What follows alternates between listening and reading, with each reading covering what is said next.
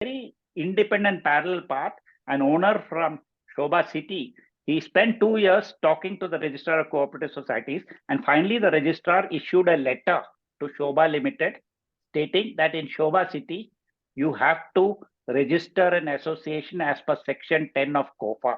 That is either as a cooperative society or a company. He gave that as an advisory to Sobha. Sobha wrote back to to registrar and said, no, we have a third choice, which is to register apartment ownership association. As a matter of fact, in Karnataka, in COFA, there are only two options, cooperative society or company. The third option exists in Maharashtra. In an amendment to the Maharashtra Ownership Flats Act, it is not an option here. Rule 9 of COFA says how one can go under the provisions of KOA. But that having been said, we will look at the legality of the whole issue in a little greater perspective.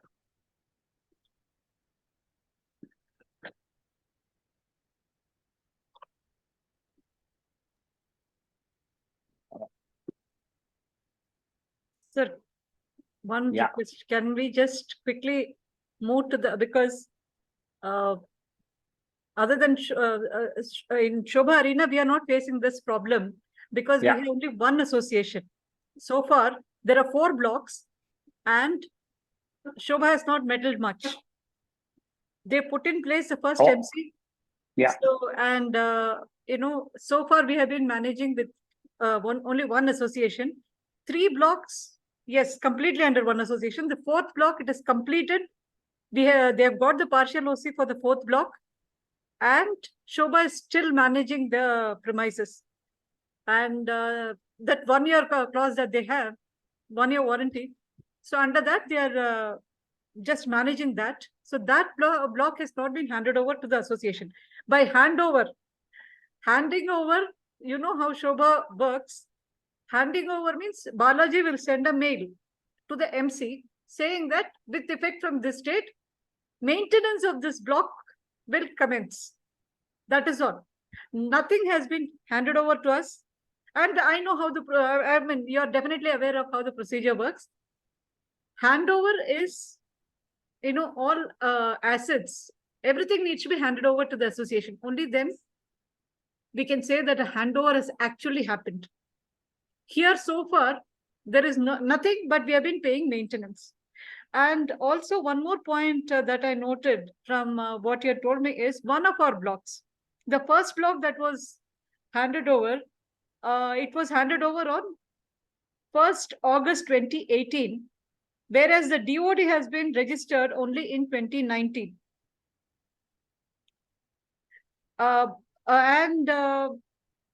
But the registration of the apartments has started only in 2020. So there, I think we are safe. Is that right, sir? Do I presume that we are safe there?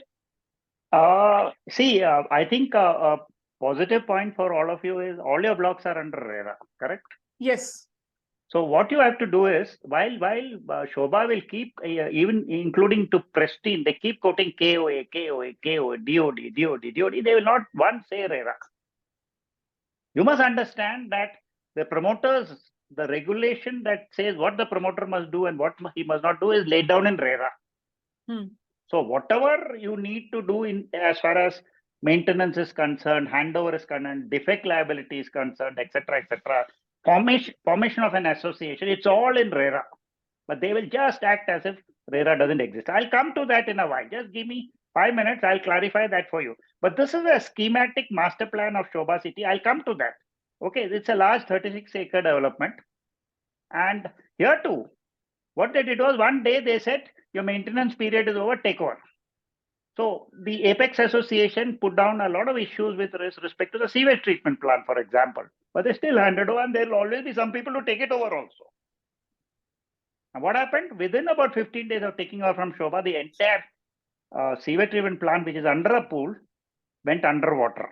The whole thing got submerged. All the electronics, everything got submerged. And now to fix responsibility on Sobha is very difficult under these circumstances.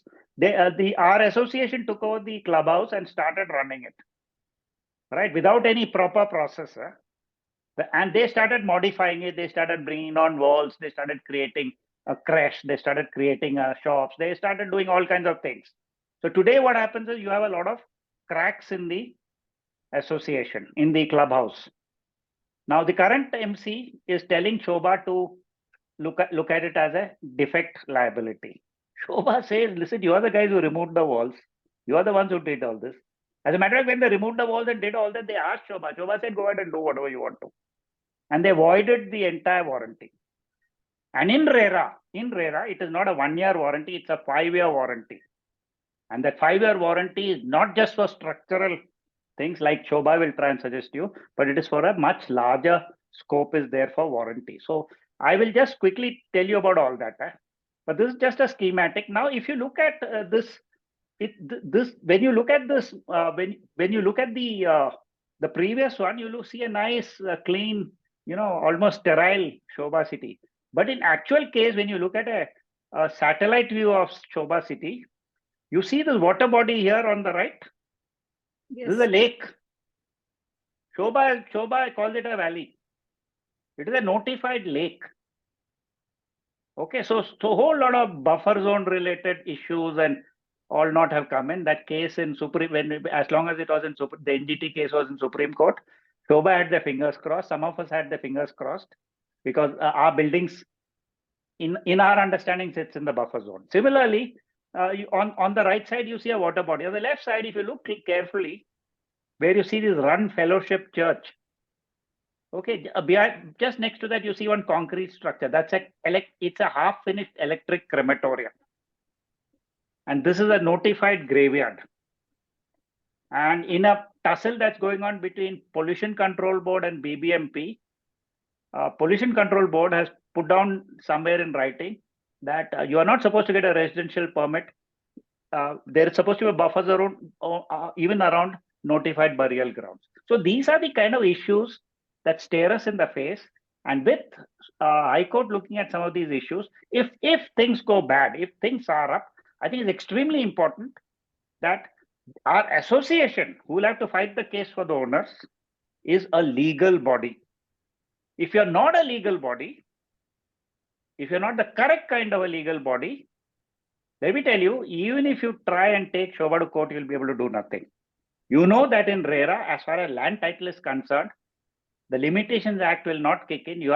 There's a perpetual onus on the promoter to honor any land title related issues, whereas 5 years is for defect liability. As far as land title is concerned, RERA requires perpetual.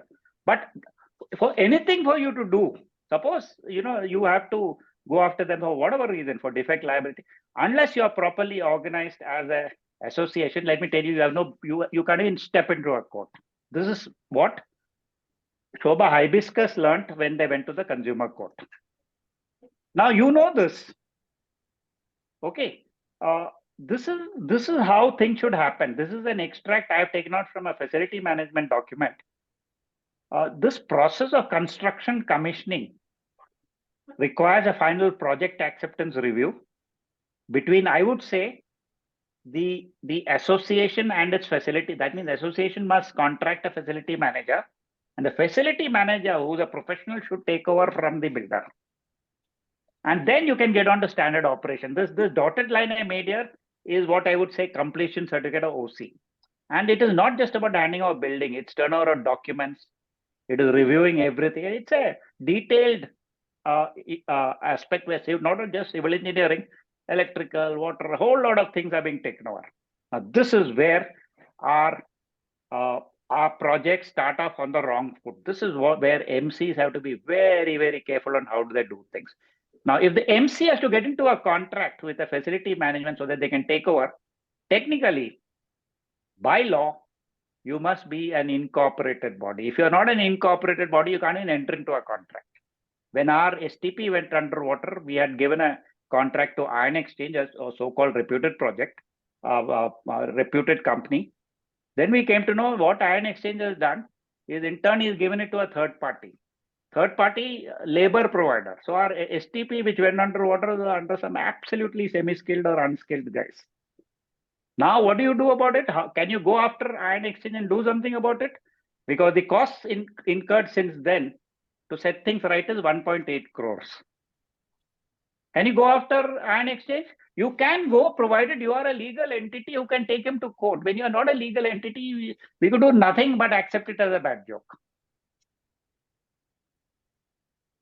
Now, to ensure that this transition from the builder to the owners association is done properly, you look at this. Forget about RERA. Look at what has existed in Karnataka even before that. The Karnataka ownership flats, regulation of the promotion of construction, sale, management, and transfer. So all these activities, whether it's construction, sale, management, or transfer to the association, is regulated by a local law, by Karnataka. This actually mirrors RERA to a great extent. RERA adds on to all this and plugs every loophole there is there in COFA. But this law still applies. It is not repealed. It's still very much a thing. And if you see, I have put down it in a chronological manner. The chronology starts with section 4 of COFA, where you enter into an agreement. Agreement is your contract where the terms of your purchase is laid out. He's supposed to say in this contract what kind of an association you'll form. And this agreement is supposed to be registered. They don't register it. Why don't they register it? They don't register it because then an encumbrance will get recorded. And then he can't say I'm a sole owner. They pay the stamp duty for registration. They get stamp duty franked in your agreement, but they will not register it. What are they paying stamp duty for? For registering a document. They pay stamp duty, but they won't register it. So that is where the mischief starts. And it doesn't end, it continues. In COFA, it is essential that they must lay down the precise nature of organization of persons to be constituted and to which title is to be passed. This is section 3.2h.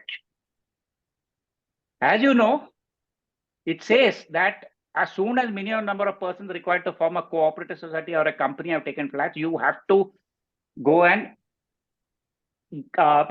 take steps towards formation of a cooperative society or a company. Now, you just note this word I'm using, take steps. That is what COFA says. RERA says enable, where a lot of other things it is responsible for. But 11.4 is Sobha is supposed to enable. Sobha is supposed to take steps. So what they have done is by registering your DRD, they have taken the steps. By registering your DRD, they have enabled your formation. But the business of actually forming a proper society, or association, or organization of person is vested in the allottees. It is, if you ask me, a responsibility of the interim management committee. Like, you know how the procedure is in cooperative society. You have a bunch of promoters who come together. There's a chief promoter. And this promoter is supposed to go and get a cooperative society registered. Who are the promoters? Us people, us owners. Some of us, 20 of us have to come together and do this. So application for registration of cooperative society is the next. Then the rules come in. In the rules, it says, in Rule 9, it says that where the apartment takers propose to submit the apartment to the provision of the Karnataka Apartment Ownership Act by executing declaration and deed of apartment, the promoter shall inform the registrar as defined in the Karnataka Cooperative Societies Act. No. Look at this. Chronologically, the cooperative society is already registered. It is now this cooperative society registration is to be done when minimum number of people have taken flats. Whereas Rule 9 is as soon as possible after the date on which all the apartment owners, being not less than 5, have executed declaration. That means all apartment owners have to participate in the formation of Apartment Ownership Act. Remember, Apartment Ownership Act says sole owner or all owners. So now, since there are a lot of owners, all owners are supposed to. This is the law, but then laws are not followed. So where do we stand? There is COFA, there is KOA, there's KSRA 60, which has been shut down, which Sobha was recommending for all of us. It is the builder's favorite. 80% of associations in Bangalore are under KSRA 60. And then now you have RERA. You know what is KSRA, so I won't talk about it. But please note, KOA enables ownership of an apartment. If you have ownership of your apartment, if I have ownership of an apartment, that is a part of a building, allowing its free sale, transfer, and inheritance, you have no choice but to come under this act. World over, not just in Karnataka or in India, world over, if you want the part of a building, if you want to own a part of a building for any purpose, whether residential, commercial, or whatever, you have to come under what has been called a legal, they call it a master stroke, a legal master stroke. That is the Condominium Act. And KOA is the Condominium Act, which mandatorily applies to you. And please note, this is a statutory mandate. It is not this submission to KOA, the registration of DOD, is mandatory. It is not voluntary. Who says so? The Supreme Court has said so in Sobha Hibiscus Condominium versus Sobha Limited. So this submission to DOD submission to KOA through registration of DOD is mandatory. And KO now note that as part of your ownership, there is an undivided interest attached to each apartment. Inalienably, it cannot be taken away or separated from your apartment. The Act lays down how owners have to contribute to common expenses and entitled to. Basically, the Act lays down.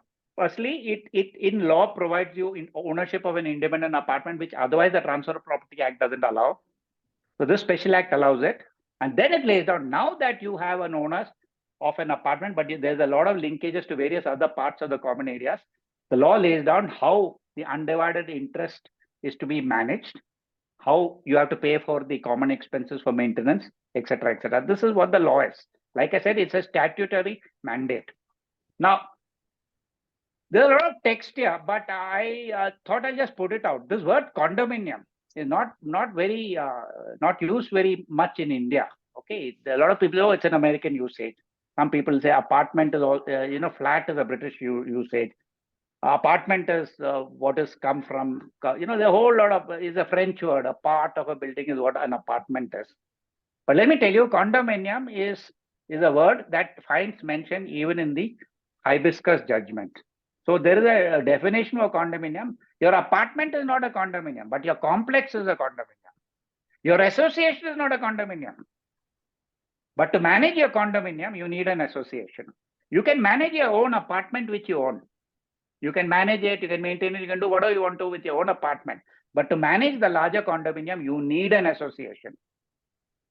And that association has to be a certain kind if it has to do what it's supposed to do. Now, if you see here on the right, there is this co-ownership shares in condominium, what we call UDS. Very loosely, we call UDS, defined nowhere. Whereas in KOA, the word is not UDS, it is UDI. And the UDI is supposed to be computed as per KOA based on the value of your apartment vis-a-vis the value of. If you look at your DOD, Sobha has put down the value of each block and its common areas. Limited common area, he put down the value. The value is given there. And you know the value of your own apartment when initially it was bought.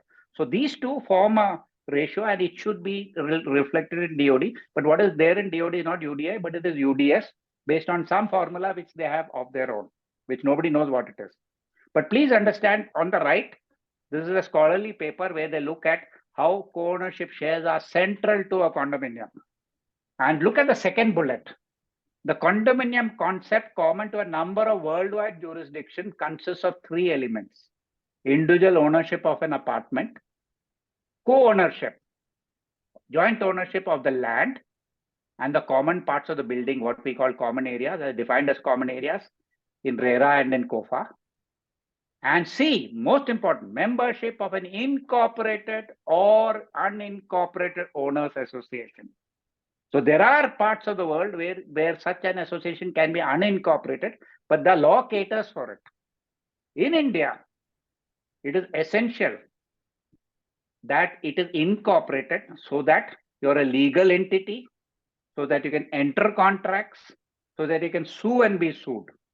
These features will only come to your association if you're incorporated. If you're not incorporated, you cannot get into these aspects. Now you see this, COFA section 10. What I brought out, promoter to take steps for formation of a cooperative society or company. He doesn't talk about a apartment association here. RERA says the promoter is to enable the formation. And then there's a proviso which talks about local law. That local law is COFA. And also look at 11.4F. Execute a registered conveyance deed of the apartment in favor of the allottee, apartment plot or building in favor of allottee, along with undivided proportional title in the common areas. So the registered conveyance deed conveying title of common areas is to be entered in with the association of allottees.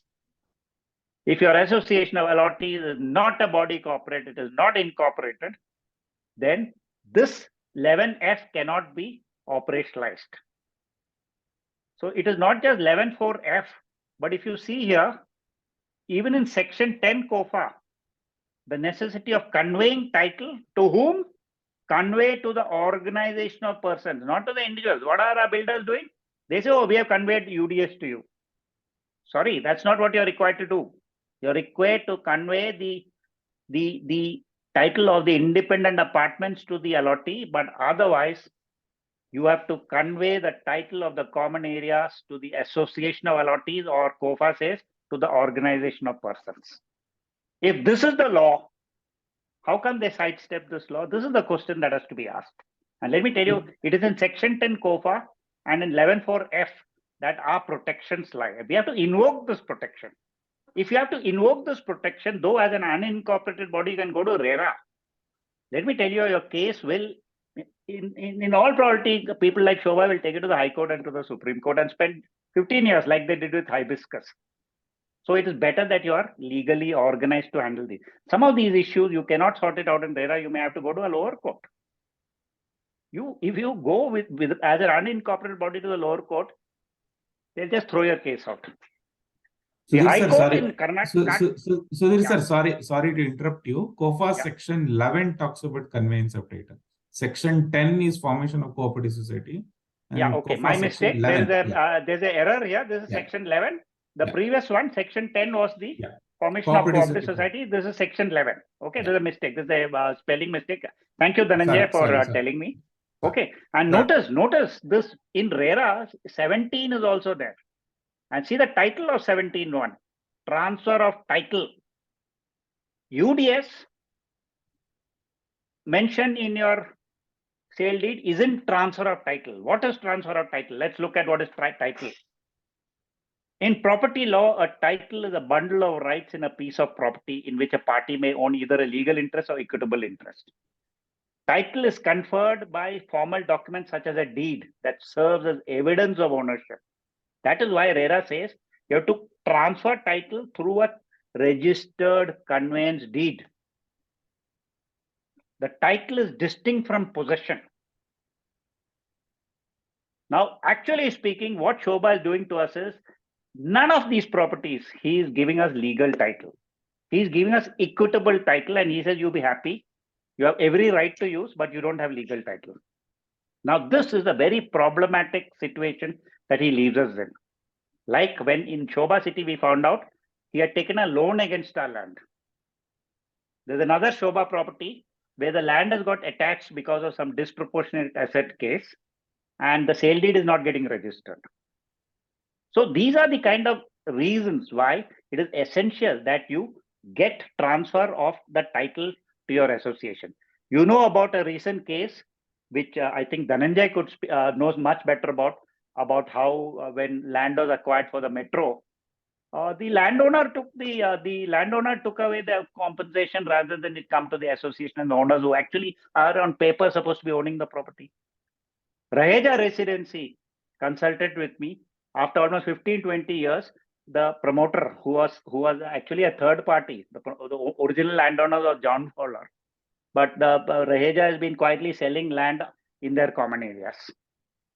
I know of Heritage City in Gurgaon, where the Chandra brothers are now locked up. Now to get some money back from Chandra brothers to pay back creditors, the court ordered sale of their land, and one of the properties that got sold was the common area of Heritage City. So one day the Heritage City owner suddenly realized that somebody has bought their garden and is going to set up a school in that garden.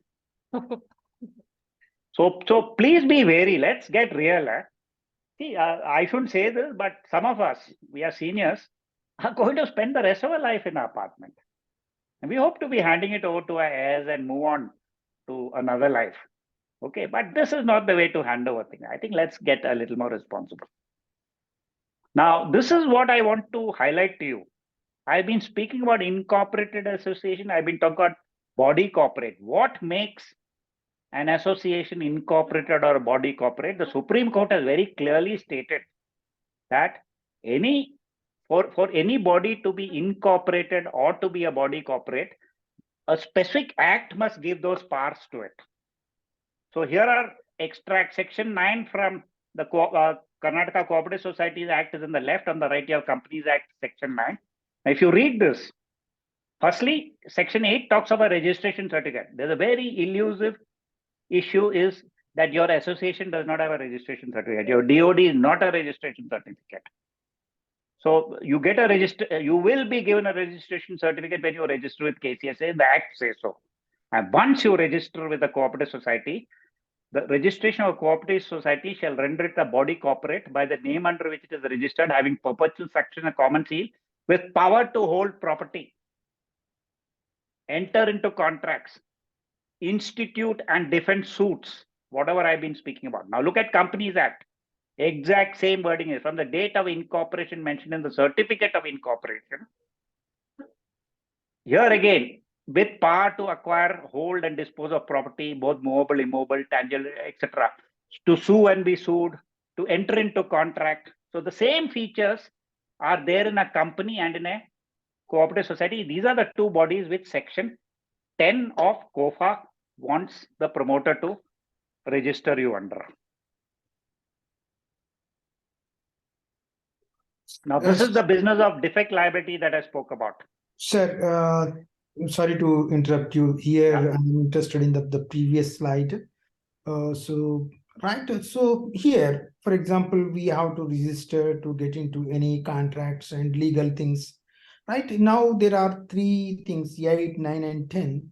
And so, which one is beneficial to the owners and association with respect to the titles and as well as the taxation related things? Do you have any ideas, or if you can help us? What I can tell you is we have been engaging with a lot of the authorities. As a matter of fact, on one occasion, Mr. Dhananjay, Chitra, and me, we went and met the IGR and the law person of IGR. We asked this very question you asked me to these people, and there's a very clear answer they have been told us verbally, and now they say it in writing also. So let me just take you back. See, remember I told you KOA is a statutory requirement. It's a mandatory submission for an apartment where you own an independent apartment. If you are not owning the independent apartment, if the old building was with the society, then KOA wasn't needed. You can still go and register under as a cooperative society or as a company, and you can take over a complex like this, and through the bylaws and various other proprietary laws, you can have features as you have in the apartment. But moment you are an independent ownership apartment, KOA is mandatory. However, like I brought out, there are three criteria to a condominium. One is independent ownership. Second is an undivided co-ownership share. And third is an association. This association has to be separately registered with the registrar of cooperative societies, being the competent authority for this act. As a matter of fact, when you talk about an apartment complex in Karnataka, because of KOA, you cannot go to the Companies Act. You have to go to the cooperative society registrar. Even though COFA provides for Companies Act for various other kind of buildings, when it comes to an apartment, which is meant to be only for residential use as per KOA, you have to. So one is deed of declaration has to be registered, and separately you have to go and register with the cooperative society registrar. Once the registration is done, those bylaws, a true copy of those registered bylaws, which has been approved by the registrar, is supposed to be registered and linked to the DOD in whatever book he's supposed to maintain, which he doesn't maintain, the sub-registrar. So please understand what I'm saying. KOA is a mandatory submission. However, the third part, the association, requires you to register as a body corporate. So both these are needed. Now, If you read the Indian law books on subjects, especially RERA, I'll refer you to a book. I think I've given a soft copy of that book to Chitraji, but I can give it again. A book by Ramani and N.C. Jain, which it's a thick advocate's book. It states that RERA envisages what is called split conveyancing or dual conveyancing. What does that mean? On one, they must convey the apartment to the individual through a deed of apartment or a sale deed, like they would like to call it. And separately, through a registered conveyance deed, you're supposed to convey the common areas to the association or lottery. So there's a dual conveyancing happening. It's a split conveyancing happening. This is a unique feature of apartments, and this is true across the world.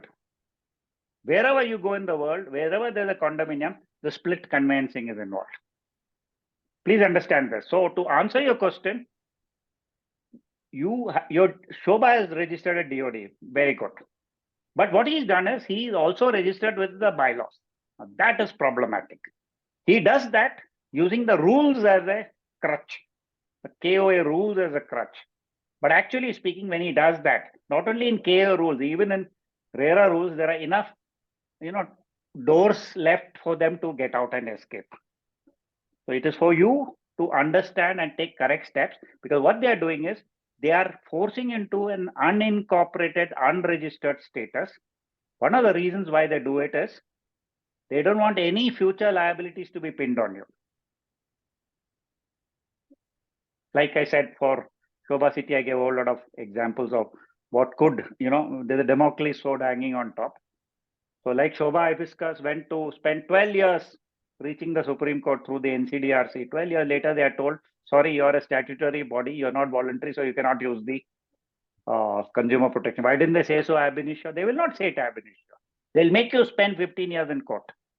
So being legally correct, to be legally compliant, is unavoidable for an association. If you ask me, the board of managers of an association, like I believe the president of your association is, you said his name, I forget his name, he's here.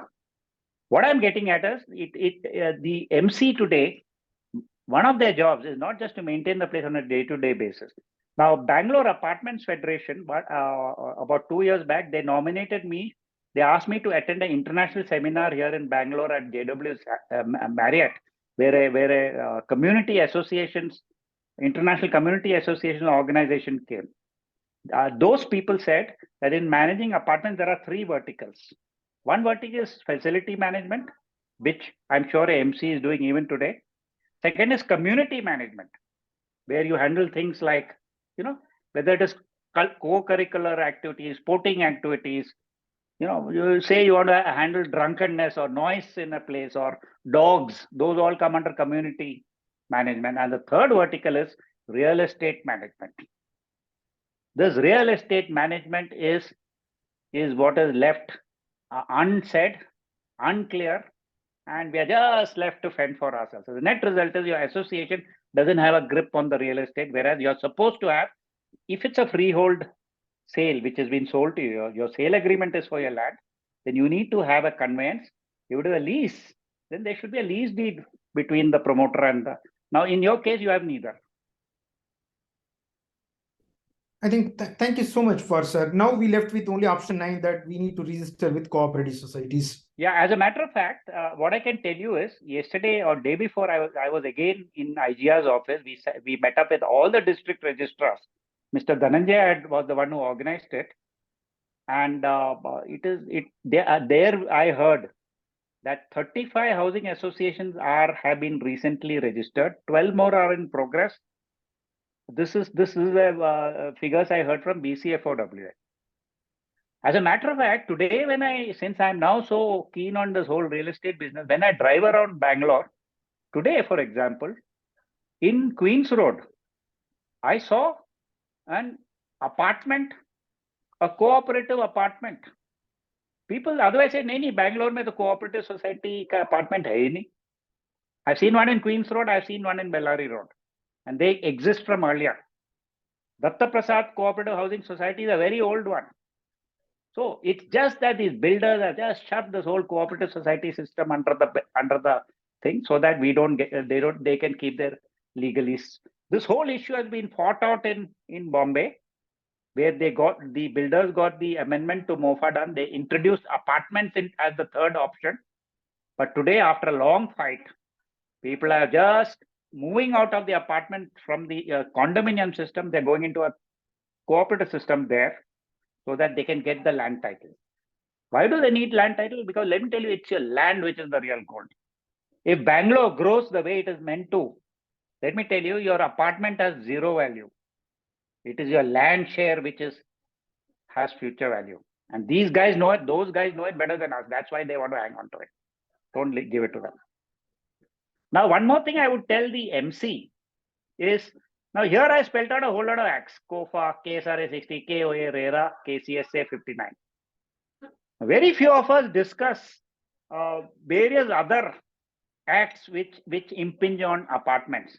The Environment Protection Act 86, the Water Act under which STP comes, the Air Act under which your diesel generators come, NGT Act 2010, the Karnataka Lifts, Escalators and Passengers Act 2012, Indian Electricity Act. Now, each of these acts below fixes responsibility on the owner.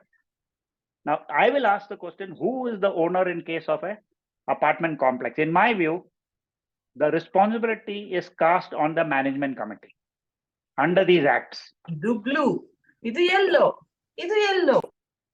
Okay, so please understand, one of the reasons why you must get incorporated properly is because then if a suit is to be filed, or say environment protection, say somebody wants to go, rather than go after an individual who's an MC member, they'll file a suit against your association, then you can defend it. Imagine if it is against you as an individual, as is the case in Sobha city. There are individuals, our past president, there's an FIR against them. So we don't want that. You are all voluntary people who are doing I think, a great job in managing the thing under very difficult circumstances without a proper legal framework. So just make sure that you get organized legally and correctly, which is as a cooperative society. I'm not saying you will cease being a KOA once you register. You will coexist with each other. Buffer zones. I spoke about that. Sir, sorry, sir. One more question. Because no, here one important question. Okay, this is for legal purpose. It is definitely we should registered under the Cooperative Societies Act to deal with the situations internally or externally. Right, that is important. So assume that now only the final building, right, or tower, it is handed over very recent. It was. So now I think maybe a right time, whatever is right to do, or whatever the management committee. But do you say that the management committee is invalid just because this is not done? So is that because you are working with this? Yes, yes, I am saying that. Okay, so rather than go by my word, let me talk to you about a few cases which are in the courts. Okay, two cases I'll talk about. There's something called Tivoli Apartment Residence Welfare Association, which was registered under KSRA 60. Okay, so a bunch of individuals from Tivoli have taken Tivoli Association, the MC, or rather the Residence Welfare Association, to High Court, and they have got the KSRA 60 Association quashed. Now, in quashing the KSRA 60 Association, the High Court has stated that within 2 months you must get registered under KAOA. Okay, now these people are unable to get registered directly under KOA. Their only choice is to get registered with the competent authority, that's Cooperative Society. They filed a writ appeal. In the divisional bench, the Chief Justice +1 has stated this lower court, the High Court, the single judge is absolutely correct. You have to go and get registered under KOA. He gave you 2 months. I'm giving you 2 more months. If you don't get registered in 2 more months, you cannot collect money for maintenance. So this is the High Court of Karnataka. As we speak, this is going on. Similarly, there's a case of Classic, Landmark. There's a case of Hoysala Commanders Residence. All these are suffering from the same issue. What these people have done is they have encouraged you, okay, now since you cannot register under KSR, don't register under KSR 60, so you are a deemed association under KOA. Let me tell you, in MOFA, this whole concept of deemed association is also within the law. Yahan kahin nahi likha hua hai deemed association, everybody is assuming for themselves that it is a deemed. The builder would like you to assume it's a deemed association. But the IGR, the Inspector General of Registration, has in an affidavit told the High Court in writ petition 511 that registration of a DOD is not the registration of an association. The High Court in the Tivoli case says, get registered. He's not talking about forming a KOA association. The High Court is saying, get registered. The word is registered. And on the other side, IGR has said registration of DOD is not registration. So if you look at these two statements, you're left with no choice but to figure out how to get your association registered. And it is very simple. It has been clarified to us by the IGR and a legal person, and it is in writing today. Dhananjay has enough of those things in writing. You have no choice but to go and register a cooperative society to manage your common areas. Your KOA status will continue for independent apartment. So please understand the subtle difference that I make. Sir, my question is little different, because this is very important for us actually, more than this is more Sobha city than our problems. So now the first block was given, as Chitra ma'am said, 1st of August 2018.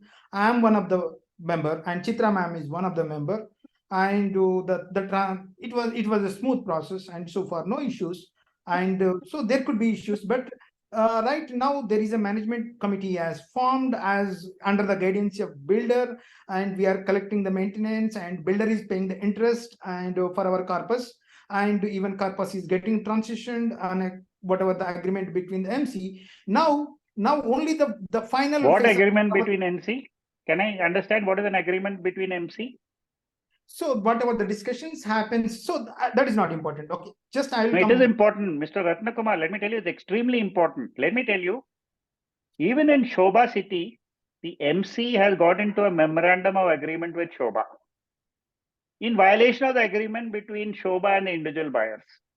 So these kind of let me tell you, your status as an MC today, as existing in Sobha Arena, is that of an ad hoc interim MC. Till you get registered and become a proper association, the responsibility is actually cast on the promoter by these two acts, COFA and RERA.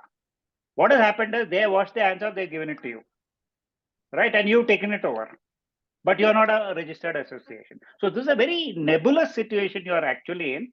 My advice to you would be, you must understand that you are an ad hoc interim MC. And for you to become a proper MC, you have to go and get registered. I can give you, I'll share with Chitraji and with Dhananjay various legal advice on this very subject. I will share with you advice which Sobha has given our own apex on the subject. Okay, so please understand your status. That is why when say, for example, somebody doesn't pay maintenance, you want to take him to court. You can't take him to court. You take him to court, the court will say, sorry, you are not a legal authority. So they become a legal entity is all we are saying. The day you are legal entity, you are then authorized to discuss with Sobha and do things on behalf of the owners. Till you become a legal entity. Like for example, in 2016, 4 people met up and had some discussion with Sobha. Today they say in 2016, such and such decision was taken. So people are saying, who took a decision in 2016? Was it by our legal association? So these are legalities that come into question when things go to the court. And let me tell you, things will go to the court. In every association, in every complex, there are issues. And this whole business of managing an association requires you to be on a good legal framework so that you can defend against all kinds. See, you are doing a hard day's work. I'm very, very concerned there, but there are people there who will raise all kinds of accusations on you all. You are doing a very sincere job. But the problem is your sincerity has no meaning until you are a legal entity.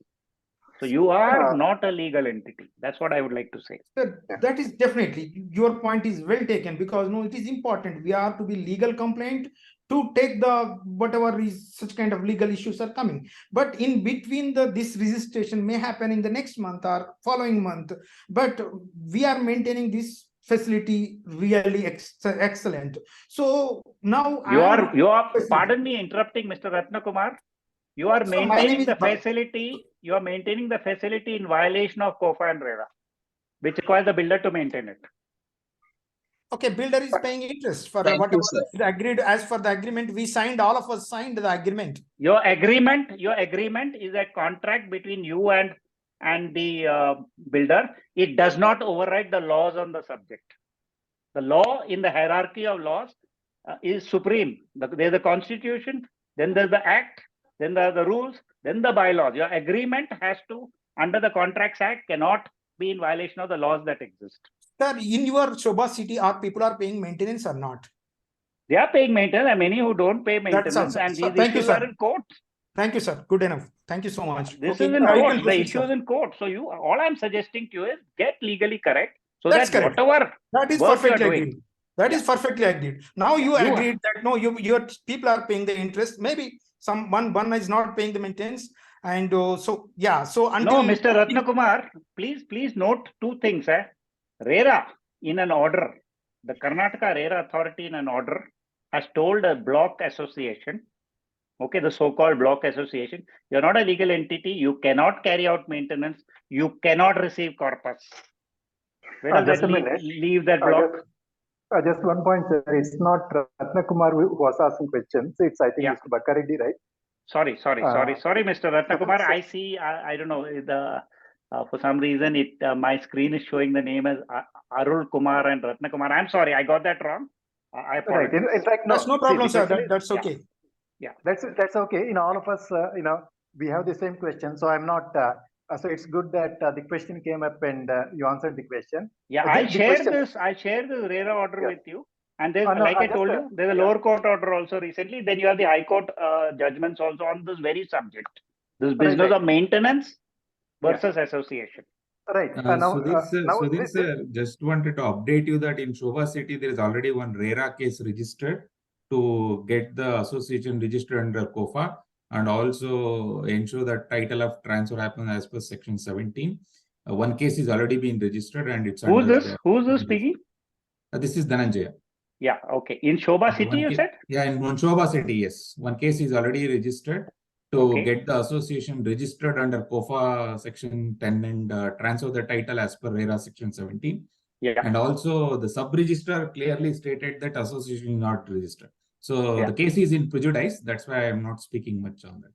Yeah. Okay. No, so, Right, to all the people who are listening, and all I'm saying is, especially, I would appeal to the management committee. I salute all of you who spend time, effort, and selflessly you approach the things. But let me tell you, you will find yourself in difficulties because you don't have a legal status, right? The first president of Sobha city has had to sell his house and leave this place because somebody went and filed an FIR against him. It's sir, the sad truth there. Yeah, this is Ratnakumar now. I just have a question. So from what I understood, so you talked about three things: the maintenance of the facility, the maintenance, the community activities, and then the real estate management of the real estate. Correct. Three verticals. And, correct. Now we are in a position where we haven't taken over the project, like whether it's a documentation handover or title transfer. These things are yet to come up. We are looking at a year down the line. They're supposed to happen, or maybe 6-8 months down the line. They're supposed to happen. How exactly they happen, we'll have to figure out. We have been thinking hard about it. We need to figure out. But our understanding currently is, as per the KAOA Act 72, the association, unregistered association, or association created through the DOD and the bylaws, as you pointed out, the bylaws itself was a scheme. That's fine. But the association formed under that, as far as the maintenance and the community activities are concerned, do you think it has the legal standing to do those things? Collect now, I understand that some people won't pay and the association can't do anything about it legally. But my question is, under KOA Act 72, when it's formed, it has the legal competence to perform these things, right? No, it doesn't have you the know, legal make- competence. It doesn't have the legal competence. The legal competence is assumed. But you have no Right. choice as an interim ad hoc measure. You have to fulfill that in the, like I told you, the Yeah. responsibility of the promoter is enable and take steps towards formation of an association. To actually get the association formed and registered is the baby of the allottees, is the baby of the association of allottees. So my Right. suggestion to you would be, while you, as an interim measure, you could continue, but following the bylaws without violating Right. the bylaws, Yeah. as a second step to Agreed. cement the Agreed. third vertical, you should go and get registered, is my view. Agreed. Not my view, Agreed. it is the legal correct, Sir, legally correct view. Sir, and you said very valid point. It is fantastic, sir. Whatever you call it is a management committee or interim committee, they can maintain, because we can't leave it the property like that. They are maintaining, and so they are collecting the maintenance, and people are paying it like in Sobha City. Okay, I think correct, right? That is clarified for us. Water has to We have flow. to register. No, but let me tell Sir, you, on- let me tell you one thing. You see, for example, you are entering into a contract with, say, a service provider, say with an STP manager, say with your security firm. Correct. We got your Now, point, sir. We got your point. We got your point. your contracts you can at the most you can enter in a representative capacity as an unregistered association. But in law, your association is technically not competent to contract under the Contracts Act. Got Yeah, your got point. it. Like got your point. Like intermediate, whatever the ad hoc or intermediate association, all the contracts, unless it won't go to the court, I think we are good. But fortunately, but otherwise, These as things you go said- to the court. Let me tell you, they go to the court. So you Yes. see, it's Yes. not about whether it'll go to the court or not. There's a responsibility cast on you all to ensure that your processes are legally compliant. To carry out processes without being legally compliant, if you ask me, some vague person might go and call it breach of trust. They say they handed over the maintenance of this place to you. You have been continuing without registering an association. You have been collecting money when you should not be collecting money, or something like that. There are enough cases like this in the courts. Exactly, sir. That is the whole idea of this discussion, sir. I think you are So to use a naval parlance, please clear your yardam. That means keep your paper clean by getting legally compliant. That's all I'm asking you. This Right, is right. actually Sir, this is, we have sir, taken 100% your suggestion. Hello. But while we are fighting all these things, right? You are going right. We can't with empty stomach, right? That means, right? We have to maintain our property. Interim. Listen, I'll tell you one thing. The first president of Sobha City, okay, from 2015, he was a chartered accountant. He never signed a check which Sobha wanted him to sign. Right? Every communication of his, you will say, it will say interim president. He will not say president. That chartered accountant was very, very clear about what is right and what is wrong. But thereafter, Sobha, and then Sobha will bring their own people, all kinds of things happen. Next thing you know is there are 5 PANs against one person. Straight away, there's a violation of the IT Act. So these are the kind of things you should avoid. Correct, Be sir. legally compliant from day one. Then these troublemakers you have in every community, they won't go after you. Yes, we have Right? trouble. Just keep your yardam clear is what I'm saying. Sir, Thank here, you, sir. Actually, we are fortunate because our final project is handed over only recently. I think, as you suggested, we will look into the next steps. Okay, thank you, sir. Your problems is not just about managing your community. You have a Yes. problem of engaging with your promoter who is supposed to hand over money. Definitely, exactly, sir. Understood. Have you got Very- water supply? no, sir. As such, we don't have any Kaveri connection at the moment. What we have is borewells. Sobha at the time of giving possession, before that they had dug 4 borewells, which are virtually dried up now. We are completely dependent on water tankers for the past few months. Almost, virtually the borewells have dried up completely. So my suggestion to you is, as a RERA body, please file a complaint and tell them that water supply, which is deliverable, has not been put in place by Sobha. You know what Sobha tells Sobha City today? They say, it is the responsibility of the association to go and get water from BWSSB, not ours. Whereas in our contract, in our agreement, it is written and we are paid for it. As a matter of fact, look at their environmental clearance. When you look at the environmental clearance, they would have told when they got the EC, they would have said that in the operational phase, water will be from municipal supplies, from BWSSB. But they left you with, you know, in RERA, the OC cannot be awarded till electricity, water, and sanitary services are in place. You don't have water. You're relying on a borewell, which itself, I don't know whether you have permission from Groundwater Commission for that. So my point is there are a lot of legalities here. So what is happening is when you tap water from the earth, like you are doing, to meet day-to-day requirements, you're violating one of these acts that you see on the screen. Sir, another point. Environmental. So some act is getting violated. So today, nobody will bother. Some guy wants to make some money off you. He'll come and tell you why you're doing this. So somebody will go and bribe him so that he removes the case. This is how our system works. So let's be real, yeah. The MC is doing a yeoman's job, but let it not get culpable in doing things without following the law. The day is gone when you could do all this without following the law. In the past, they protected the yardam by being registered with KSRA 60, and a lot of their contracts and all would have been in a representative capacity. They could go to court and file in a representative capacity. Even land could be obtained in a representative capacity, but it cannot be done in case of Apex. In the case of our association apartments, it has to be under a body corporate and not under KSRA 60. The High Court has said so.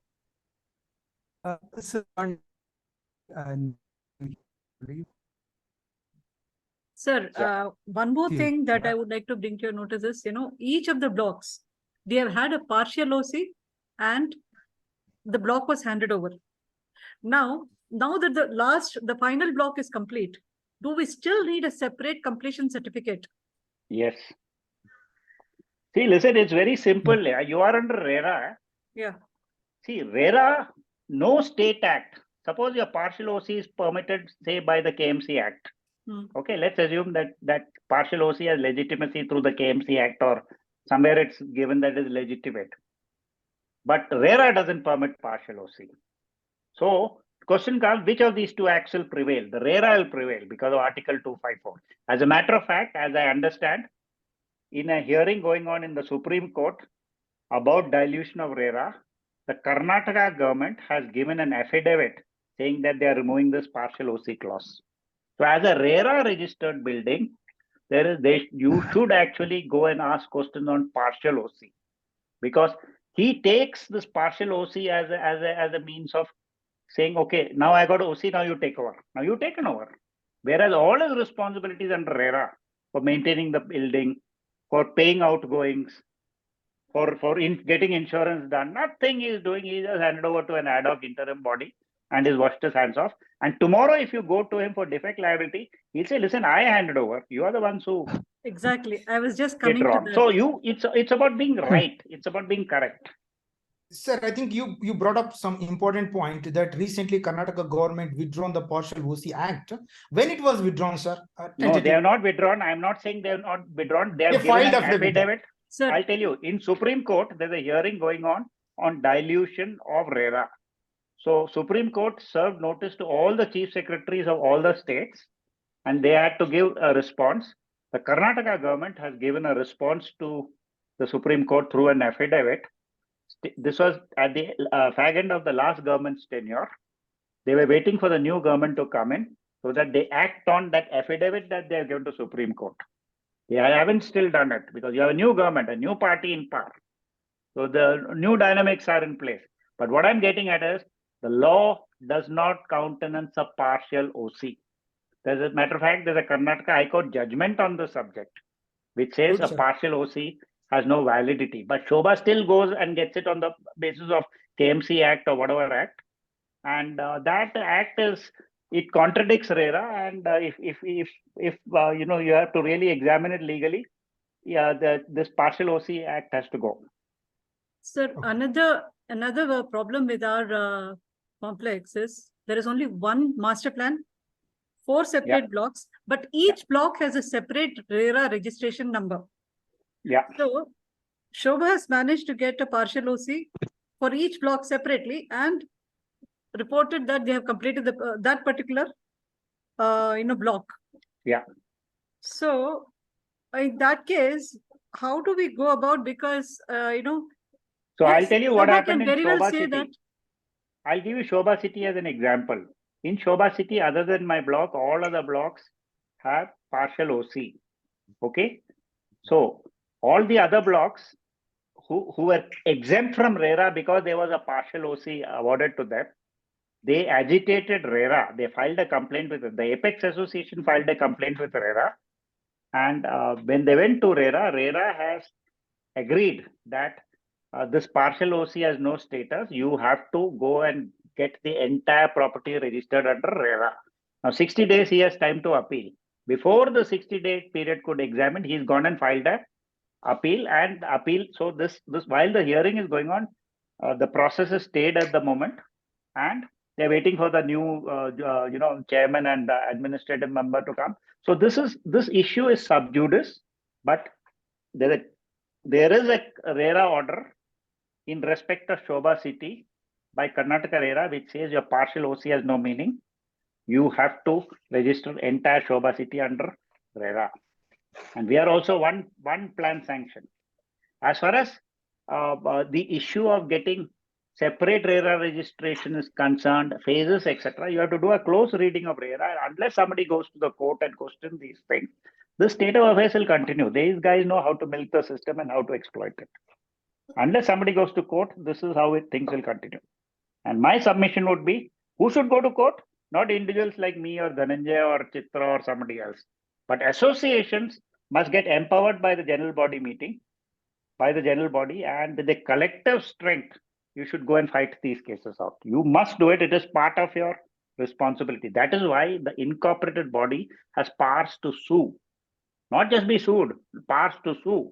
If you have to use that power, you have to set right things. You have to cater for the long term, not for the short term. Unfortunately, MCs look at their tenure, 1 year, 2 years. There is no institutional knowledge. You'll find within an MC in 1 year, you'll have 3 treasurers. This won't do. These are huge complexes. Sir, one quick question, very basic question. So, as per you, what are the challenges in getting it registered under whatever the legal framework? Is there a challenge? There is no challenge at all. It is a fundamental right to register a cooperative society. 20 of you have to come together. My suggestion would be call a general body meeting, maybe a special general body meeting, get them to affirm going and registering to fulfill the registration requirement. 20 of you as promoters have to file an application. It's a very straightforward procedure. Within 3 months, you will have a registration certificate in your hand. Then you have to take, once you get a registration certificate, you got to call a general body meeting and get the bylaws registered. My suggestion to you would be, when you draft the bylaws of the cooperative society which has to get registered, make sure that it is not just, it is congruent with your KOA existence.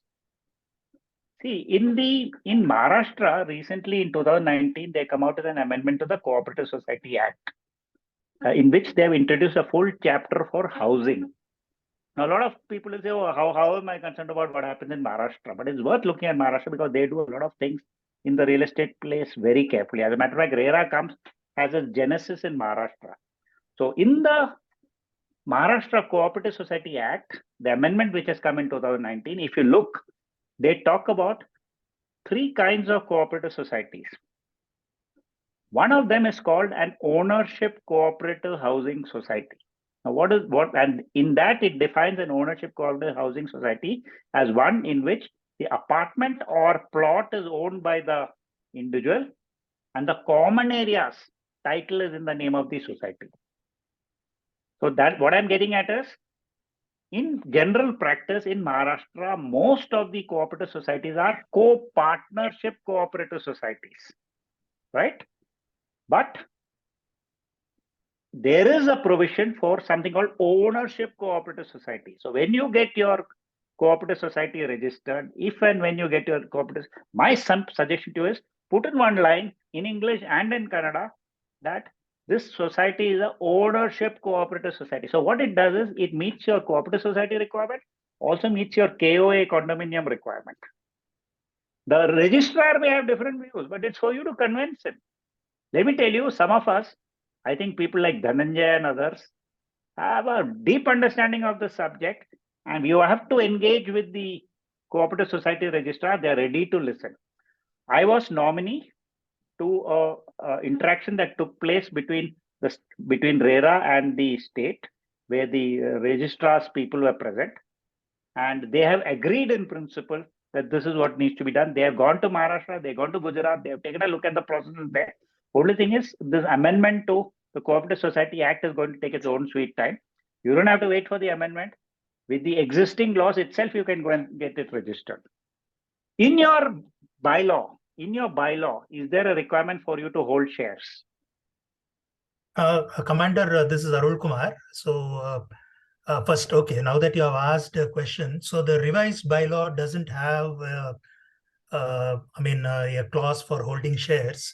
Why? But I believe reading KCSR, which is the Karnataka Society, sorry, KOAR, which is Karnataka Association Ownership Rules.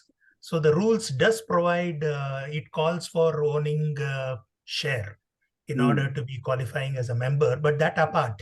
So the answer to your question is no. The recent amendment of the bylaw, which is who's amended? You all have amended it yourself? No, that is where I'm coming to. So it's not a correct amendment, but of course it is the thing which so my submission to you all would be that membership of the Sobha Arena Apartment Owners Association, if I understand it, has 3 ingredients. One is you must be an owner. That means there must be a sale deed registered. 2, you must have signed Form B submitting your apartment to the provisions of the Act. And 3, you must own some amount of shares. Now the question comes, who can issue shares? Who is a competent authority to issue shares? The shares will be issued by the competent authority. In your case, it is the registrar of cooperative societies. So we are talking about shares in the cooperative society. So what happens is, with this share, there is linkage between your ownership of apartment and your share in the common areas gets cemented legally, like in the case of a company. If you have certain ownership status in a company, it is cemented through a shareholding. Your voting rights, your maintenance rights are all a consequence of the register of shareholders. So I think it's a very important step. So what Sobha has been doing recently is, because he knows there's a pushback. So in recent Sobha complexes, he's removed the entire share requirement totally. In my view, it's a very important thing. It cements the relationship between KOA association and the cooperative society. Yeah, in fact, my question was that the KCSA, one of the prerequisites for registering a society is that you should have a full OC. So that is what is very clear. Who told you that? Who told you that? It is specified in the Act. No, it is not specified in the Act. This is stated by a registrar of cooperative societies. Yes. Some of the registrars will quote this to you, but I'll give you an example of Sobha Pristine. Okay? Sobha Pristine has recently received a registration certificate. I don't know whether anybody from Sobha Pristine is in this fora.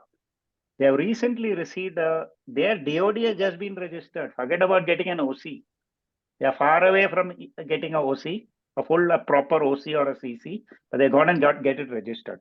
Registrars are known to make such claims, but if you take them on properly and discuss it with them, they waive this claim.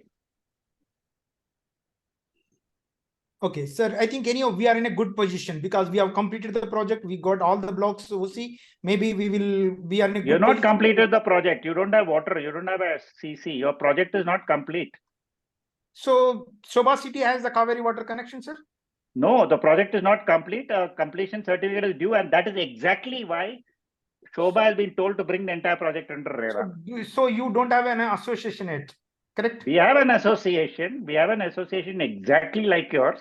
But like I told you, there are legal challenges to the functioning of this association. They have, they're bifurcated into block-wise association. The courts have said that this block-wise, RERA has said the block-wise association has no legal status. So it is a very problematic situation. So I would suggest to all of you is be compliant with the bylaws and at the same time go and get your registration done. Yes, that is a perfect, sir. Actually, we will follow that. Yeah, Sobha project is not complete. Okay, they can say they are complete. Sobha will say they are complete. Let me tell you one more thing. In the recent Karnataka KMC, Karnataka Municipal Act, which has been recently enacted, in addition to OC, the CC, the completion certificate, it is now specified in the Karnataka Municipal Cooperation Act that the CC will be issued by the commissioner in the case of BBMP. I'm talking about the BBMP Act, not KMC Act. I'm talking about the BBMP Act. That means the completion certificate is supposed to be issued by the competent authority as per RERA. Who is the competent authority? Now the BBM for areas under BBMP, the commissioner has been specified in the act as the competent authority to issue a completion certificate. So Okay. unless these criteria are fulfilled, your builder is not fulfilling what he's supposed to do. His deliverables are pending. So tomorrow he will say water is not my responsibility. He's telling that to us in cooperative in Sobha city. He says it is the responsibility of the MC. Now, what happens with MC doing what they are supposed to do is they have to collect money from us. So some of us question the right of the MC to collect money because my agreement with Sobha includes cost of BWSSB infrastructure. Yeah, Commander, this is one more question from me. So you did mention about registering of DOD. In fact, when I read through all the rules, so the registration of DOD is to be accompanied by a true copy of the bylaw of the association. So what precedes DOD registration should be that if a true copy of a bylaw is to be annexed, that means the association should have been registered in the first place with KCSA. So that means with the registration certificate, so we get a authorized copy of, with the authorized copy of the bylaws. Registered bylaw, which then the builder will take it to the sub-registrars of stamps and registrations and then register the DOD. So based on this, then with the registered BOD and the deed of conveyance, which the buyer has to now convey. So based on that, the society can go ahead with the real, what is there, the executable bylaw, the amendments to the bylaw, because then we'll have to do a lot more with formal elections as well as issuance of shares. So I hope I'm right in my understanding. Yes, you are right. You are right. Is that Mr. Ratnakumar? No, this is Arul Kumar. Okay, Arul, Mr. Arul, I'll tell you one thing. In 2011, there has been an amendment to the Indian Constitution. There's a constitutional amendment of 2011. That amendment has not only made cooperative society as a fundamental right, but it has laid down certain directive principles. There are a full set of directive principles, though this particular constitutional amendment was challenged in the Gujarat High Court and Supreme Court has upheld that challenge. That is, states where there is an independent cooperative society, they have to ratify this. But what I'm getting at is the directive principles lay down certain things in writing. Now, one of the reasons this constitutional amendment came about was in the past, cooperative societies were controlled by the government. And given corruption, cooperative societies went off in a tangent. But this amendment to the cooperative society has given, so today the constitution says that in a cooperative society, full powers are with the general body. The total powers to do things is with the general body. So your general body can actually take actions to amend your bylaws, provided it does not violate the main act. So the total powers in the past for various things, you have to go to the registrar, you have to bribe somebody, you have to do something, you have to do something. That block has been removed in 2011. Please be aware of this. So effectively, what I'm getting at is cooperative societies have earned a bad name because of corruption. Every other day in the newspaper, you will see how a cooperative society is corrupt. The reason you see it in the newspaper is because the act provides a system to go after these people who are corrupt. You will never hear of corruption in a KOA association. You'll never hear of corruption in a KSRA 60 association, but you'll hear it in a cooperative society. The reason being, The office bearers of a cooperative society are public servants, and the cooperative society is under the Right to Information Act. Because of these structures that are there, it is for your benefit. If you ask me to become, say, a member in the cooperative society, I would gladly join a cooperative society because the legal structures for doing the right thing are there. I don't like to be, I don't want to be a member of a committee which is not legal. You know why? Because then people can pin things on me as an individual. I don't want that. So just a follow-up question, because you mentioned amendment to the bylaw. So as far as my knowledge goes, the amendment to the bylaw is not effective unless it is ratified by the by the Registrar of Cooperative Societies, and he puts a stamp on that. If you pass a bylaw amendment through a proper process in your general body, in conjunction with the Cooperative Society Act, I would like to see why the cooperatives, the registrar will not ratify it. Yes, I know, but unless it is ratified, it cannot be deemed as a amendment. No, so whatever amendment you do, you have to file it with the registrar, who will approve it, and thereafter you not only will that approved thing be there in the registrar's office, you have to file a copy in the sub-registrar's office also. Yes. So that is the process. This is a process even in the Companies Act. So it's a Right. very good process because there is a process. Let's see, in the KSRA 60 system, the problem was no such procedure was laid out. So people will amend the act at their whims and fancies. Okay, that is a problematic situation. Yeah, but as Companies Act, one of my problem is issuance of shares, because as per the Societies Act, the shares can be issued only to its members. Whereas in a Companies Act, the shares can be issued also to outsiders. Many people can hold shares. So this, I think, is particularly problematic. No, I'll answer this, Mr. Arul. See, yes, in Cooperative Society Act, one is look at Section 16. Okay, Section 16 says who all can be members of a cooperative society. It names a whole lot of people because there are different kinds of cooperative societies. However, you also need to look at the definition of a member, which is given in the cooperative society. So, member in a cooperative society is a person who can be admitted into membership as per the bylaws. So, if the bylaw says that to be a member of the Sobha Arena Cooperative Housing Society, you have to be an owner. You have to own an apartment. If you don't have an apartment, you cannot be a member.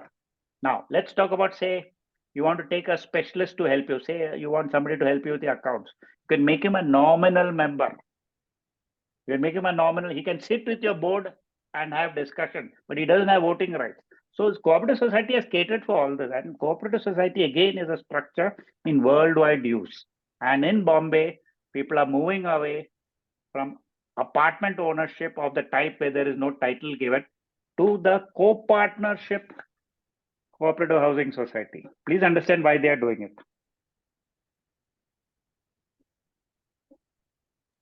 This is good, sir. Very good clarification. Yep. I'll give you a small example. I think I should stop now and ask Commander Surendra whether he has something to say, but let me give you a small example. My father-in-law owned a plot in Koramangala. He sold it in the 90s for about 1 crore. Today, that plot sells for 30 crores. Okay, now you have an undivided share where you are paid. I don't know whether you are even aware of how much have you paid for your land share. Is anybody aware of what is your land share payment? Yeah, we aware, sir. I think. Yeah. So in my case, to give my own example, my apartment is about 1.5 crores. My land share is about 60 lakhs. Okay. Now, when the cost of real estate escalates, it is not the construction cost which is escalating. It is the land cost that is escalating. And if land cost becomes 4 times, will I get 4 times for my apartment? No. But if it is reconstructed on a future date, I will get 4 times. I'll get 4 apartments in this place. That is how you got to look at it for. And this won't happen in your lifetime. It will happen in your heirs' lifetime, in the next generation's lifetime. Sir, there are other issues which, pertaining to Sobha Arena. This project being within 500 meters of the metro station, there should be additional FAR that, the builder would have got. Correct. After the, TDR also. He may have got TDR yes, and he must be extra using it. TDR also. Now, those things also should be transferred to the association. Am I right? Agreed. So, Agreed. that will happen only when the conveyance happens. Correct. Your Conveyance of the future land rights, happens. even though you have bought your land share, even though it is transferred to you on a freehold basis, the title rights remains with that guy. He's not only looking at constructing more in the future when FAR is liberalized, he is going to exploit TDR. Any acquisition that takes place, he is the claimant. So these are the reasons why the MC of today must cater for the future. And a person who is 64 years old, I can tell you, before you know it, 30 years would have passed. Very true. Time Sir. passes very fast. Your property will age very fast.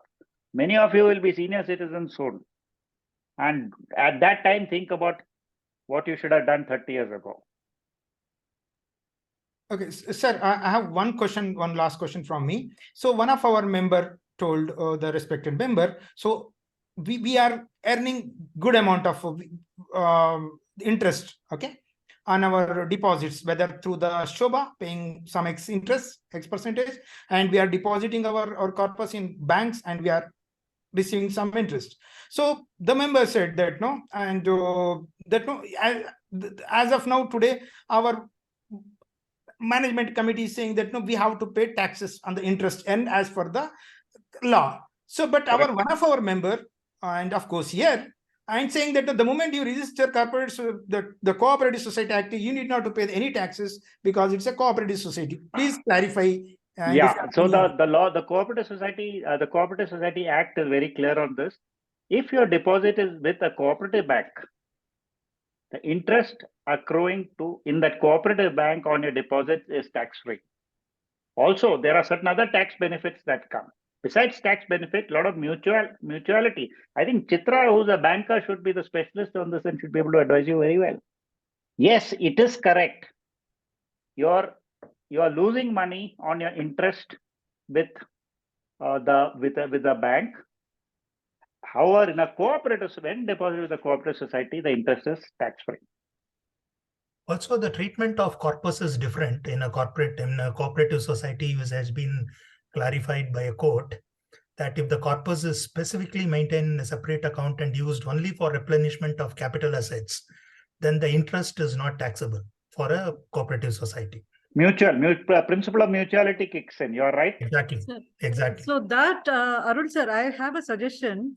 There, once we really have this kind of a structure in place, what can be done is this 3 lakh rupees per apartment that we have paid towards corpus. One thing that can be done is we can reduce that amount. We can make it 1 lakh or whatever. We can work the exact numbers out so that the income that we earn, the interest portion that we earn on that comes down, so that our tax liability will also come down. That is one way of doing it. So that the other, to compensate for that loss in interest, we can increase the per square foot rate that we are collecting at the moment. Right now, we are charging at the rate of 2 rupees 60 paise. Let's sit with the MC. I'll sit with Raghav and we'll work it out. That can be done so that our tax liability in future will come down. That is one way we can. One thing I want to tell about tax liability is recently the the Income Tax Appellate Tribunal, ITAT, okay, in the case of Sobha Nagasandra, a bunch of Sobha properties in Nagasandra, has rejected a claim where they were trying to set off some interest or some income as mutual. They rejected their claim in the case of Sobha Nagasandra. However, if they were a cooperative society, in my understanding, they could have still escaped that. So now they are being told to pay retrospective tax on a certain thing shown as income. Yes. So that what case, Sobha, sorry, sir. Yeah. Sorry. Yeah, that case, I'm sure you all are aware of. So the point here is, what Sobha has done in the past is, because partial OC has been obtained, maintenance starts from some date. Okay, the monthly maintenance expenses are way higher than the monthly interest that we earn on the corpus. So they have been deducting, in every month, subsequent months from the corpus itself. That is how the accounting has happened. Now that is, that is something that will have to be rectified, because that has not been shown as income for us, that interest that has been earned. So the entire accounting process right from the beginning will have to be rewritten. There is no escape, because simply paying tax for this year is not going to help us. Yeah, so If we file, yeah. Yeah, so what I want to say is, I filed a RERA case asking Sobha to give me details of maintenance charge during their maintenance period. So what they do is they give you a paper invoice. I call it Excel sheet invoice. Yes, right? Exactly. And who do they give this invoice to? They give the invoice to the MC. And they tell the MC to collect the money. Yes. So what we did in our block, which is RERA registered, is we told Sobha, with our understandings, we said, sorry, we are not under MC, we are under your maintenance. So you have to invoice me. MC is not going to invoice me. I'm not in part of the MC, I'm not in part of the committee at this stage, of the associate at this stage. So you invoice me. So when we told Sobha to invoice us directly, Sobha tried to dissuade us by telling us, in that case, you'll have to pay GST. So we said, okay, we will pay GST, but you invoice me. So what they did was, on some of us who insisted, they invoiced us directly. We paid Sobha directly the maintenance, but no breakdown is given. No details are given. No item by item breakdown is there. So I asked Sobha for details of this invoice raised. So they say you ask the MC. So I asked the MC. MC says, ask Sobha. So what I did was I filed a complaint in RERA. Okay, RERA has called as in an interim order. They asked Sobha to produce the detailed accounts into RERA.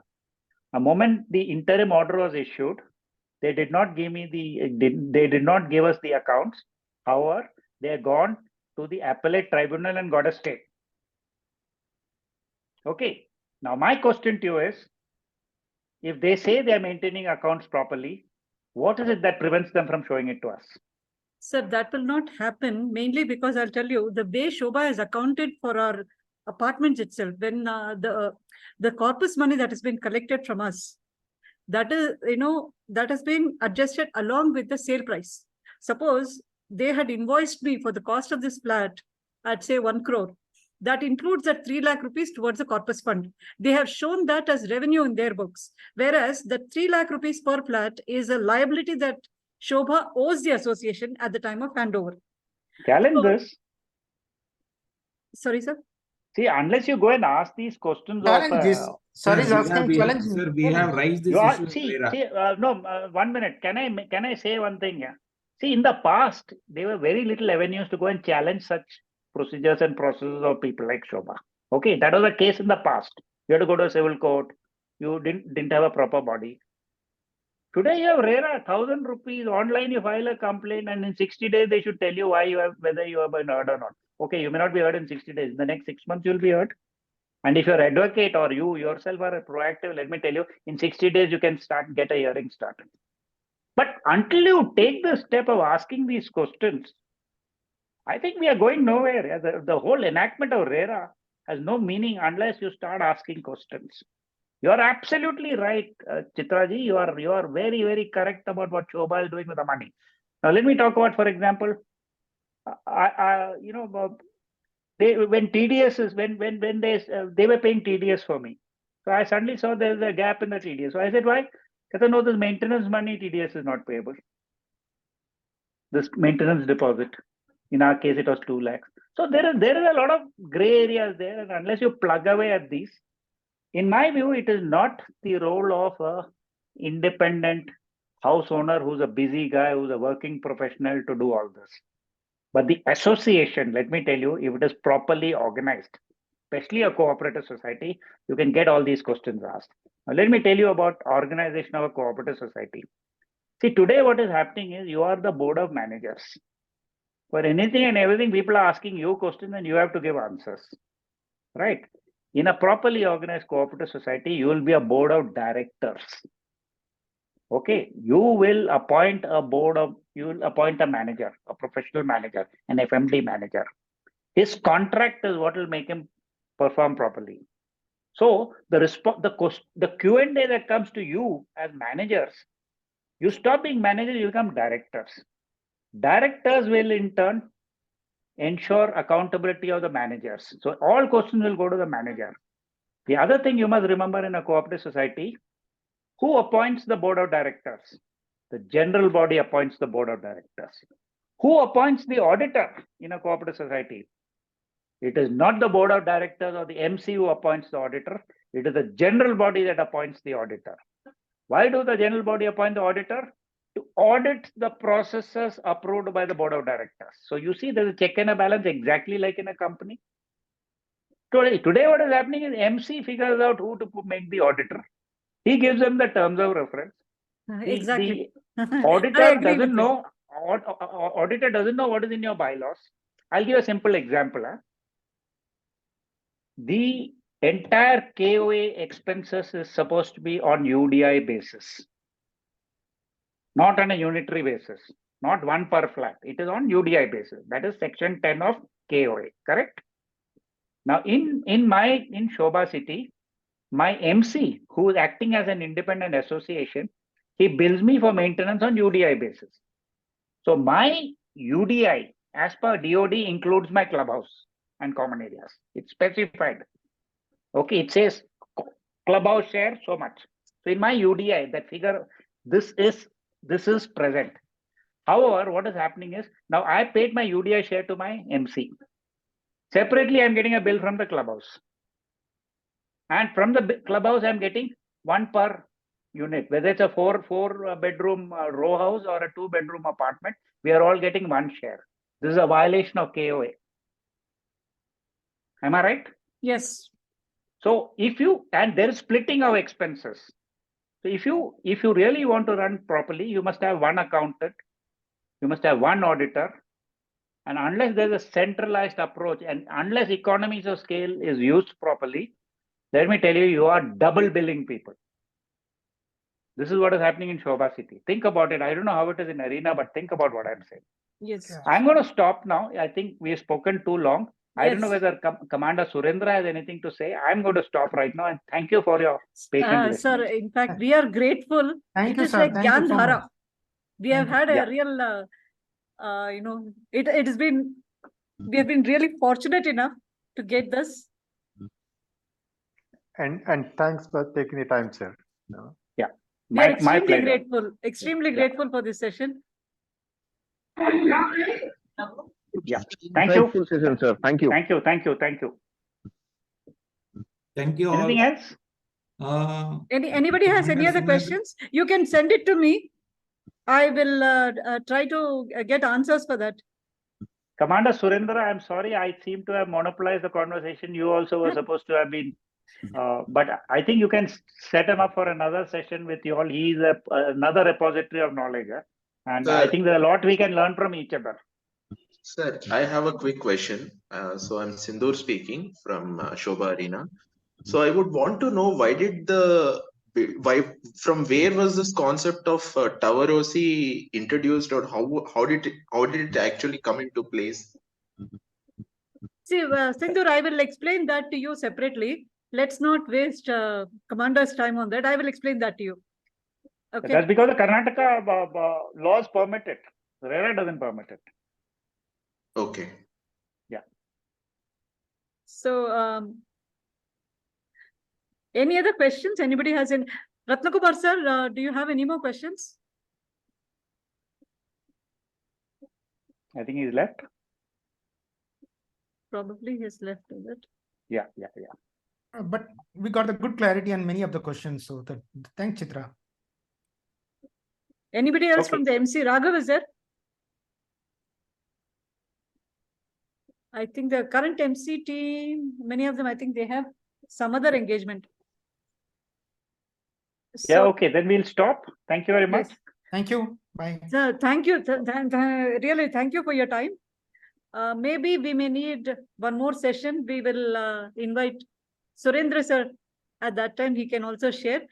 And I think we have a EGM also coming up. This was scheduled for some other reason, but as part of it, maybe I will discuss with the MC whether we can propose this idea of going ahead with, that can also be added as a, agenda for that EGM, so that this be hasten the process. Because before the term of this MC ends, maybe we should go ahead. And that is really important, because the handover process, Sobha is simply going to dump the blame on the MC and exit the project. That is that's my biggest worry. Because Yes, we are going to just in cases where we are in court, we are in RERA, at every place. For example, I am in a civil suit where we have made the Sobha the party. He just blames everything on the association. Yes, that is my concern now. So unless we strengthen the hands of the association, it's going to be difficult to take on Sobha. That is where we stand. Just on a lighter note, we have talked enough of Sobha. Is it the general Sobha is the worst of the lot, or it is? No. Sobha is much better off than the others. Much better. Much better. They are, by and large, they try and be compliant, but they have these tricks. Achha, I'll tell you what Sobha, when I asked General Maman, why are you not legally compliant? So he told me he gave me a very simple answer. He says we follow industry practice. That's a standard phrase that that is what they are doing. That is the norm, the industry norm. But laws are coming, which is forcing the industry to correct. The whole purpose of RERA is this, to get them to regulate the industry. Somebody was asking, is Sobha the worst of the lot? But I think I'm sure Dhananjay will join me in telling that Mantri is very much in the lowest of the bottom, right? Yeah. We'll have another day to discuss what Mantri is. Sobha is one of the better builders. Yes, Sobha is one of the better builders. Better builders. Only thing is these processes are there. They're not clean in how they hand over things. In Sobha City, our OC has been cancelled. Our fire certificate turned out to be fraudulent. Our plan sanction has been cancelled. This is Sobha. As a matter of fact, in the last week that when Admiral Pillai, myself and Dhananjay and a couple of others met the district registrars and the Deputy Inspector General Registrar, when I raised the issue of promoters mortgaging the land on which our apartments are built, and I put it across saying that in few cases, and I heard the Assistant Inspector General of Stamps and Registration, gentleman, giving a wry smile and saying that, sir, this is continuing unabated. So this is exactly what is happening, because the land is not getting conveyed, and as what Admiral Pillai put across, the title of the land is still continues to be with the original landowner, and they are mortgaging the land and making use of it.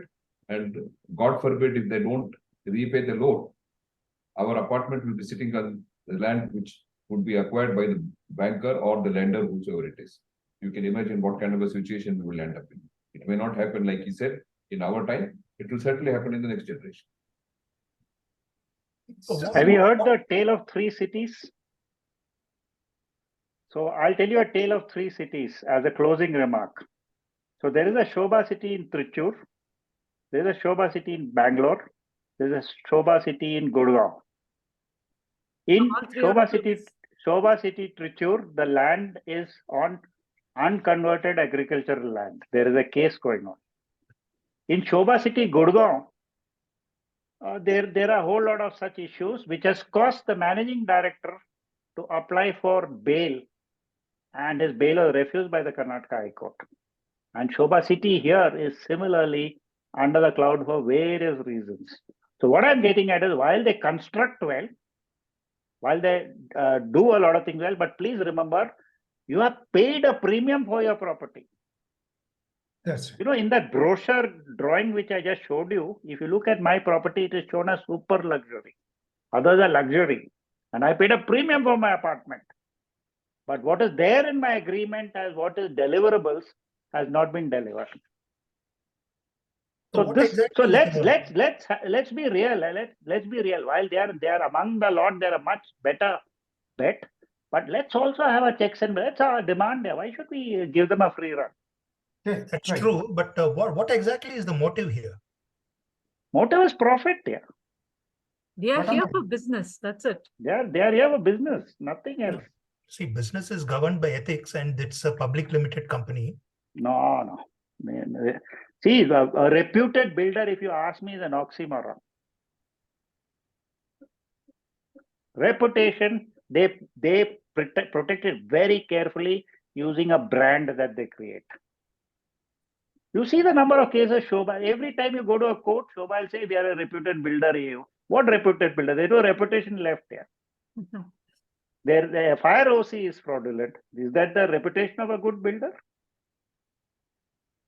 It's a criminal offense. As a matter of fact, there's an FIR filed against Sobha on this count. Now, what is Sobha doing? They're blaming it on an employee. So let's get real.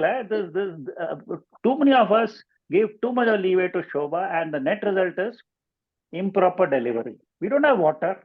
We didn't have electricity for so long, yeah. And he says partial OC mil gaya. Have you guys got proper electricity? Yes, sir. That's that is just because of Dhananjay's efforts. Recently, what had happened is only one block had proper electricity that we got about 3 years back. Okay, the remaining blocks did not have BESCOM connection till recently, till 3 months back, no BESCOM connection. And what had happened is, okay, they took COVID came to their rescue.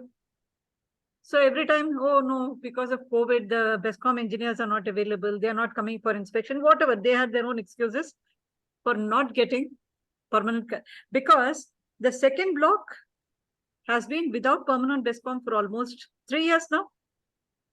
Only, 3 months back they got it. The third block was still under construction. So Sobha wanted to complete both the blocks and then get permanent electricity. They kept dilly-dallying, and nothing. All the lifts, all their electrical appliances, everything. We have so many issues with the lift because we didn't have permanent BESCOM. And now finally, when the last block has been completed, now somehow they pushed for permanent BESCOM for all the blocks. But still, in our case, because they changed from from 1,500 units to 2,000 units, a requirement for a substation came up. Substation has only come up in 2019, and they say we have partial OC from 3 years before. We say, when did your substation come? When did electricity come? And who's paid for the substation? We 1958 owners have paid. Oh. Okay, and how much have we paid? We have paid about 5 lakhs each as our contribution for a substation. And in a right to information, which some owner obtained on the cost of the substation, we realized that our substation cost levied from it, there's a 100% markup. The bribe amount also they have recovered from you. Everything they're recovering from you, yeah. From where else they can pay? Yeah, that is exactly what it is. That's why it is double the amount, no? Yeah, it happens. Yeah. I think in the interest of everyone in knowledge, I think they try to recover the construction activities through your electricity, so that the electricity, which is a commercial line, which is given for commercial activity, is being spread across residential lines, and you will not get a lift approval if you have a commercial line. So that's where we spend 10 rupees for an RTI to extract the information and file complaints that lifts are running without approvals, and then electricity started coming in. So that's the 10 rupees spending on RTI. Okay, we'll stop now, if Sure, you'll sir, excuse sure. me. But thank you. Sir, It's been a pleasure yes. interfacing Thank you, with sir. you all. Thank So you. Thanks a thank lot. you Thank once you. again. Thank you so much for your Thank valuable you. time. Thank you. It has been really an eye-opener for many of them, many of us. Many of us. No, it's eye experienced opener for all of us. My wife says you can't keep spending the whole time thinking about real estate, but that's what we done, where we understood certain things.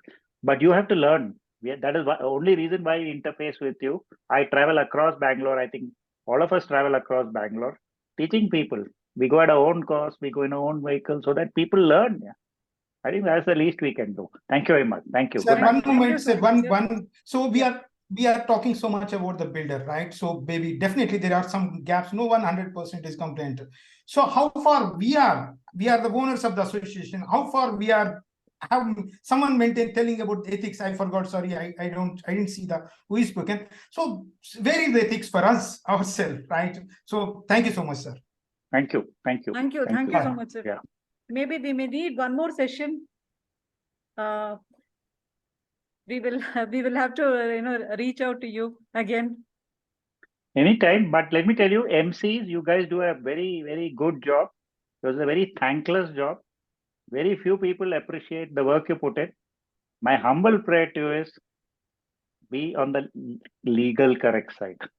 I see MCs who do a hard day's work, then getting into trouble because they haven't been legally correct. So my humble request to you is, as far as possible, slowly but surely go towards legal compliance. Thank you very much. Good night. Thank you, sir. Thank you. Good night, sir. Good night, everyone. Thank you, Chitra, for arranging this. Thank you.